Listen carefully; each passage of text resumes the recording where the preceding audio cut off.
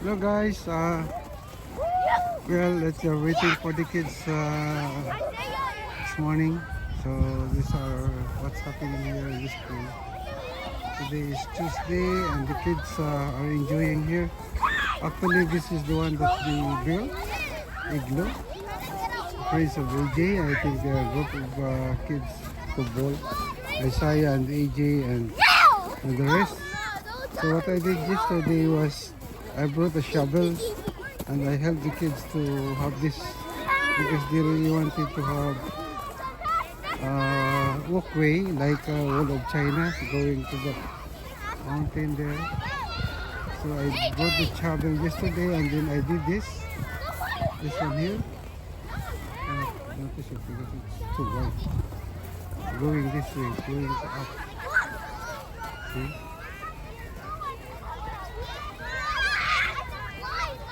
The school bus are coming. So they brought it all the kids here.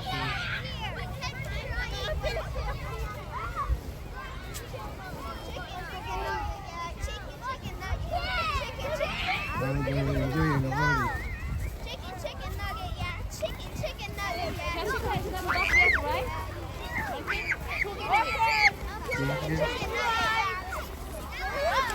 Yung mga bata eh. Ito ginawa ko kagabi, nagdala akong pala. Yan ginawa ko pa paganoon kagabi, kahapon. Ginawa ko yung pala sa sasakyan. Ay kaso. This one, the road. Yeah, go there.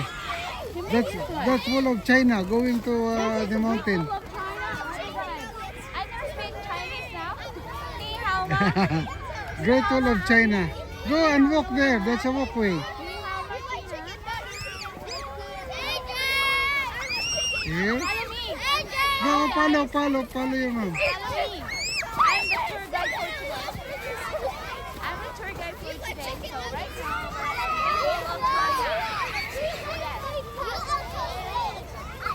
we're See, the kids are following.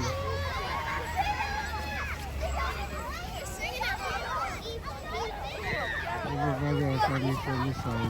It's from Igla. See? They really enjoy it.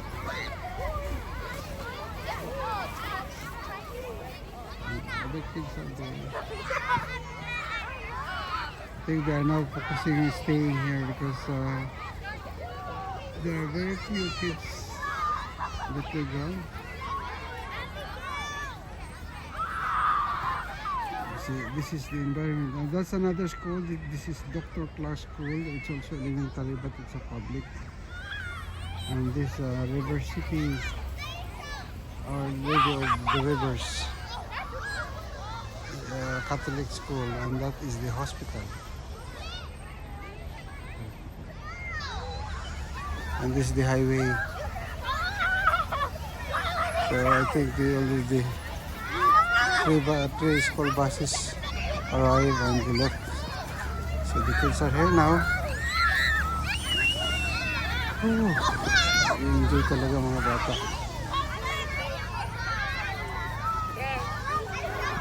They really love mountains. That's why kids are just rushing to go up to the hills. Now look at them.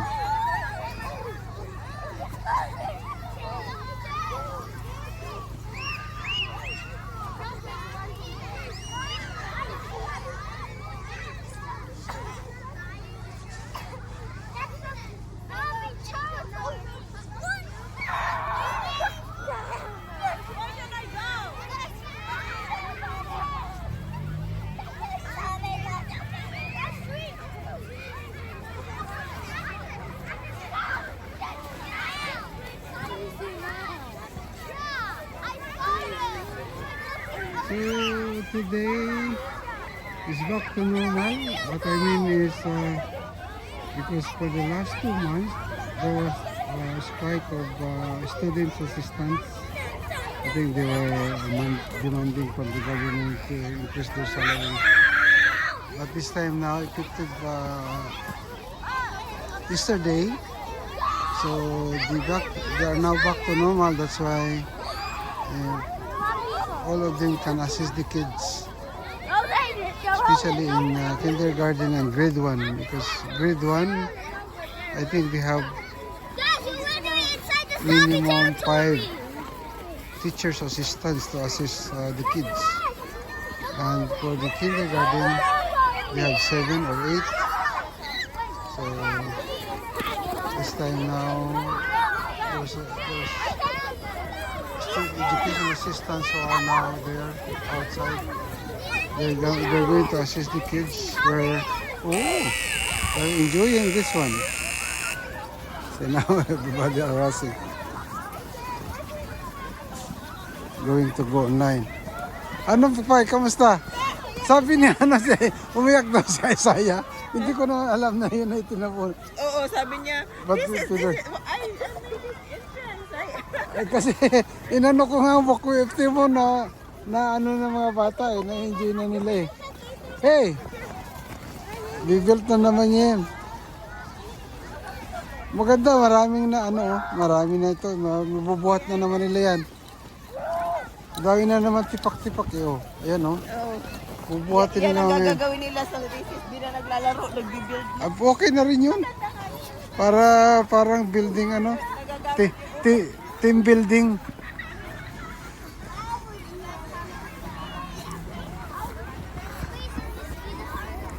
And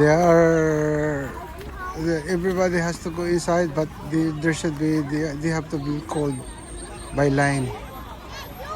I think what they're doing is they let the kids who are far from the line at the end, so that the corridor will be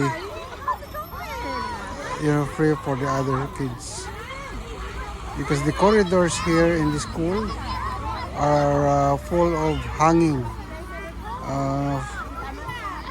hanging devices for their bags. In every class they do have hangers from outside where they hang their bags, and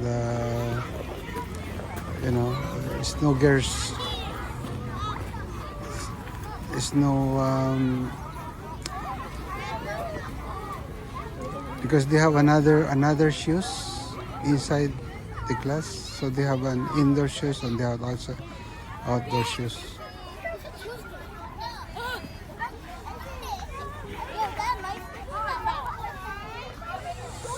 Oh.